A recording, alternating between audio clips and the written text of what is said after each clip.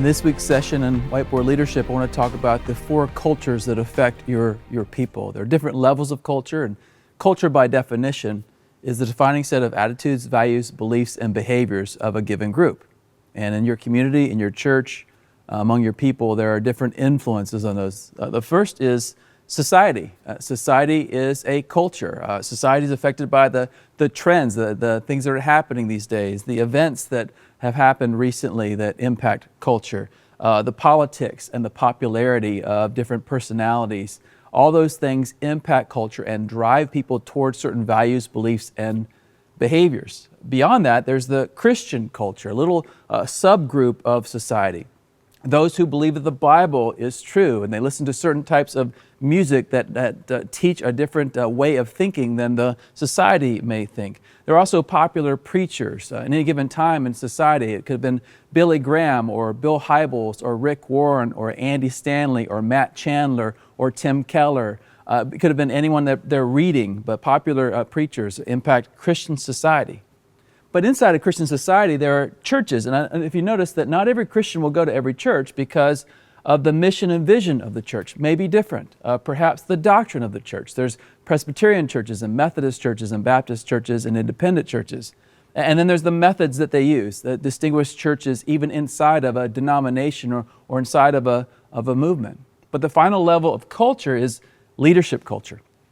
Leadership culture is different than church culture. In fact, you can be a part of a church and not be part of a leadership the same way you can be a Christian and not like a certain type of church. And so what drives leadership culture is their values.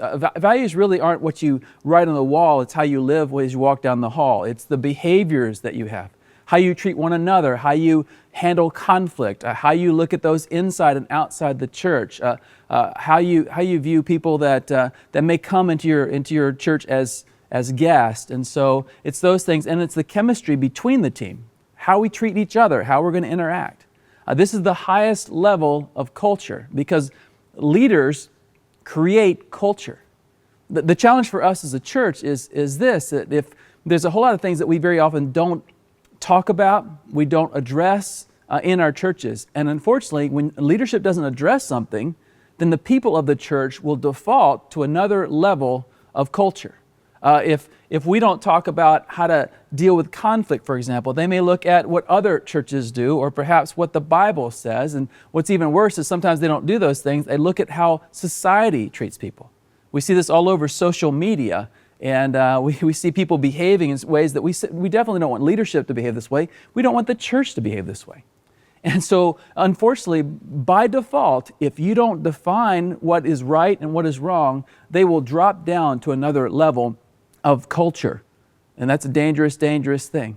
So what we want to do as leaders is we want to define the culture of our leadership and let it trickle down into our church and hopefully trickle beyond the walls of the church into our society and change our communities. This has been a Converge Whiteboard Leadership Moment. To learn more about Converge or to join us, check out converge.org.